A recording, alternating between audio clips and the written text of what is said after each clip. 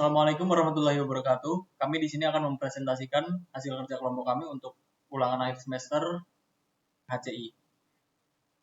Tim kami terdiri dari 3 orang. Saya sendiri, Zaini Ahmad, dengan NIM 24015122. Nama saya Dava Gustawan dengan NIM 24015152. Nama saya Gibran Muhammad Hasan dengan NIM 24015134. Baik, yang pertama saya akan menjelaskan proses desain dan timeline.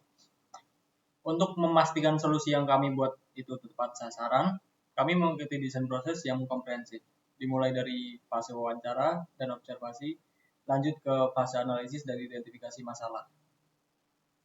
Masuk ke ideasi atau brainstorming, pembuatan wireframe atau UI, hingga tahap testing. Selanjutnya ada project overview, masuk ke gambaran umum produk. Mindcare adalah platform layanan kesehatan mental berbasis digital. Proyek ini lahir karena kami melihat tingginya kebutuhan dukungan psikologis, namun sering terabaikan karena masalah biaya, stigma negatif, dan sulitnya akses. Solusi yang kami tawarkan berfokus pada aksesibilitas dan kenyamanan. Pengguna bisa mendapatkan dukungan awal gratis melalui chat AI untuk respon yang cepat. Jika butuh penanganan lebih serius, tersedia layanan konsultasi berbayar dan dengan konselor yang terverifikasi. Selanjutnya, riset metodologi. Data kami berbasis kualitatif.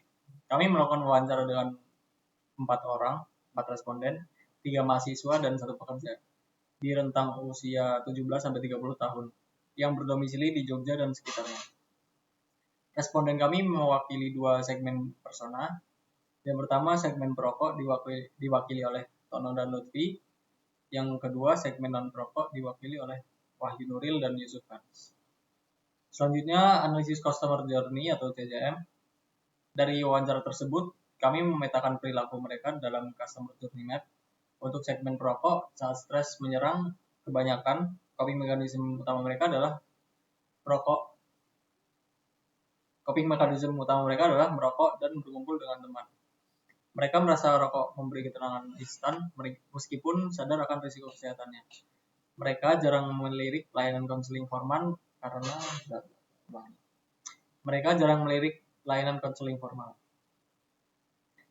Untuk segmen non-perokok, coping mereka adalah bermain game, mencari udara segar, atau hiburan distraksi lainnya.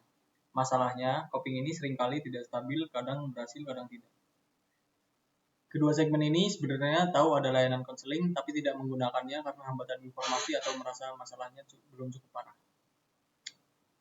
Selanjutnya, problem statement. Di sini kami menemukan akan masalahnya. Masalah utamanya bukan karena tidak ada layanan psikolog, tapi hambatan utama masuk atau barrier to entry yang terlalu tinggi. Kami mengidentifikasi 2 gesekan atau friction. Yang pertama, financial friction. Pengguna ragu membayar 50-200 ribu di awal hanya untuk sekedar validasi atau curhat ringan. Mereka takut rugi atau kalau ternyata tidak cocok. Yang kedua, operational friction. Saat serangan panik atau cemas datang, pengguna butuh respon detik itu juga. Layanan konvensional butuh jadwal dan transfer yang lama, sehingga momentum pemulihan sering hilang. Selanjutnya akan dilanjutkan oleh tim kami. Selanjutnya adalah solusi dan ide yang kami tawarkan. Karena problem statement di atas, kami menghadirkan Mindcare sebagai jembatan. Solusi kami adalah layanan konsultasi yang pertama adalah gratis dan cepat, lewat fitur chatbot AI sebagai pertolongan pertama. Kemudian anonim, jadi pengguna tidak perlu takut akan stigma. Yang ketiga adalah fleksibel.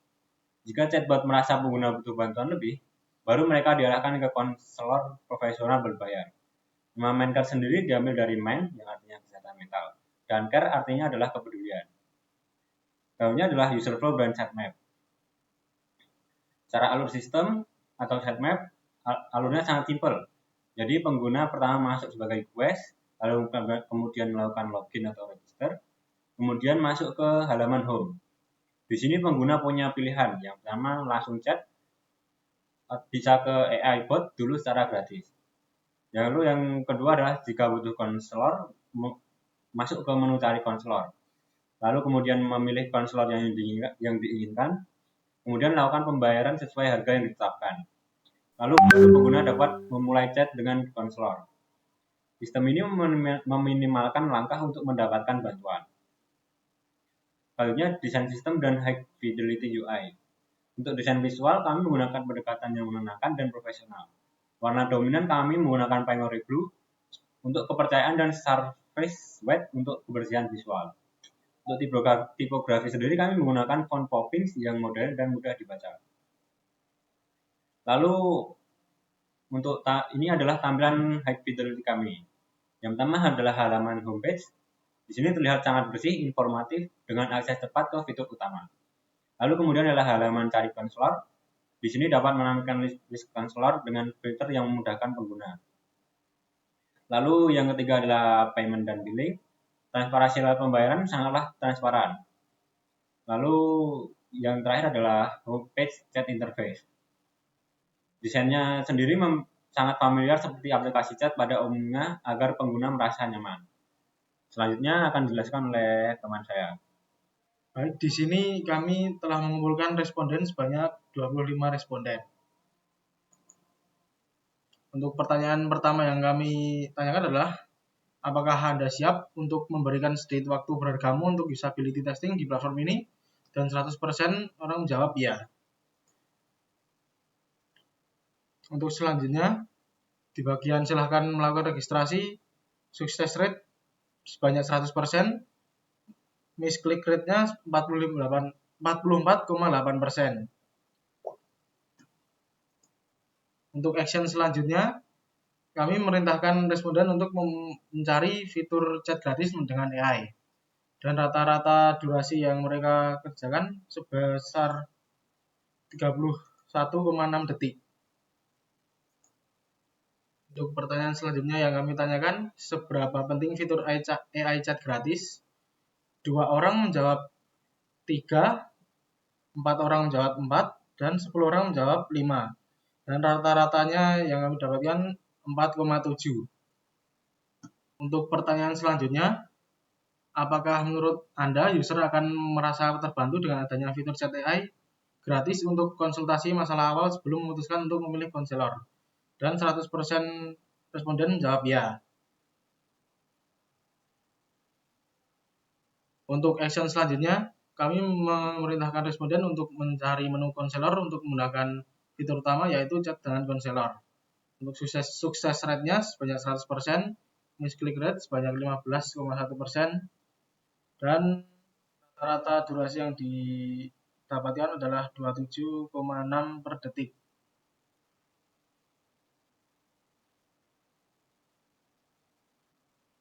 Lalu pertanyaan selanjutnya, seberapa mudah Anda menemukan konselor? Dan 2 orang menjawab 3, 8 orang menjawab 4, sebanyak 15 orang menjawab 5. Dan rata-rata yang didapatkan adalah 4,5.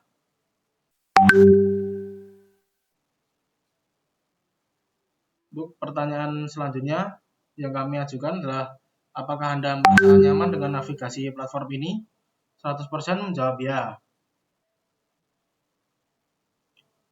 Lalu action selanjutnya, kami memerintahkan responden untuk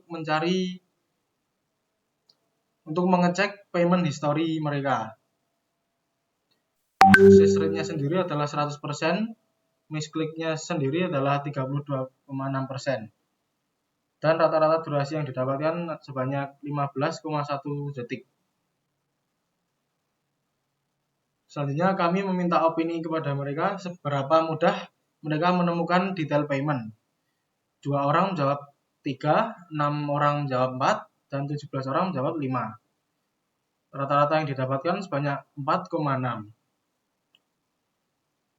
Untuk action selanjutnya, kami merintahkan mereka untuk logout kemudian login untuk memulai sesi baru. Untuk sukses rate-nya sendiri sebanyak 100%, miss click rate-nya hanya 1%. Dan durasi yang didapatkan sebanyak 15 detik. Selanjutnya kami meminta pendapat kepada mereka tentang flow platform ini apakah sudah sesuai dengan yang mereka ekspektasikan. Dari jawaban mereka di sini cukup bervariasi. Dari review mereka, untuk review positif ada 16 responden, Untuk netral sebanyak 6 responden dan negatifnya sebanyak 3 responden. Jadi rata-rata yang mereka berikan positif. Selanjutnya kami meminta pendapat pada mereka jika platform ini dipublish untuk umum, apakah flow sudah memenuhi standar. Dari sini jawaban mereka juga sangat bervariasi. Untuk respon positifnya ada 11 responden. Untuk netral sebanyak 13 responden dan negatifnya sebanyak 1 responden. Jadi rata-rata jawaban yang didapat sebanyak netral yaitu 13 responden. Yang terakhir, kami meminta pendapat mereka tentang platform kami jika ada saran fitur atau yang menurut mereka perlu ditambahkan.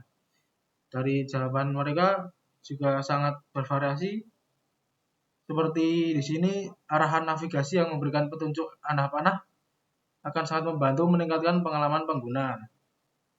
Lalu, e-resep dan pembelian obat, dokter dapat memberikan resep elektronik yang langsung terhubung ke apotek online dan obat dapat dikirim ke rumah. Oke, mungkin begitu saja dari kelompok kami. Kurang lebihnya kami mohon maaf. Assalamualaikum warahmatullahi wabarakatuh.